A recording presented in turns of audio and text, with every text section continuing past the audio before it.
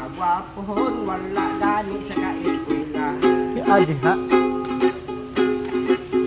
Wala gani siya trabaho, wala po siya'y asawa. Nawa, ni luyang istong.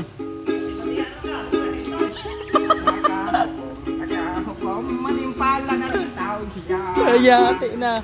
Pareha ko ni luyang istong. Sa Manila siya nilarga, sa Manila siya naglarga, gamay putos niyang dala. Alam mo kalingaw sa tatay. Bunal tay!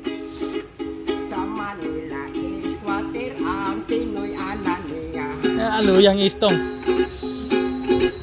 Kay Lison 1D18 ang iya nga sistema. Pastilan luyang istong yun. Ganiwang. Naging rasang trabaho nga illegal ikaduha. Nayatis na. Dakpan si istong aron. Nahimo siyang drug poser, nahimo siyang drug poser, anang siya bug marijuana. Nayati adik po ni si istong di ay. Si istong na dapan, natiklo na disgrasya. Nayatis na. Di kagawa si istong. Di dalas munting lupa, 20 anyos yang sentensya. Nadugaya. Nagulang si istong dito. Dito sa bilangguan, sa sulod sa iyang silda. Na. Luyang istong. Mga adlaw di palabay, lawas niya patikan pa, o niya dinuingan pa. Adik-adik nung muna si istong di ay. Pakulinan ni istong daw maton asyang itsura. Na. Inig hubo sa iya bayo, lawas daw karatula. Di puta. May dako tato bitin sa buga niya upaan. Na. Kubra. Kubra ron, kubra.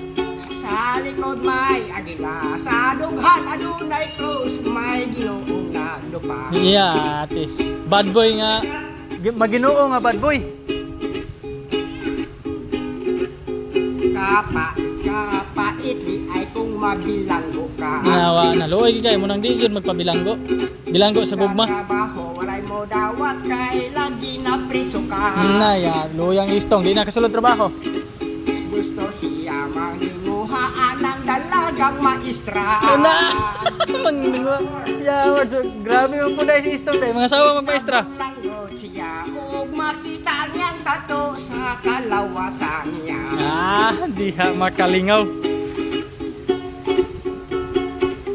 Si istong sa istorya nagdaro sa bukid ng Eusara. Makalingaw. Okay. Salamat. Merry Christmas.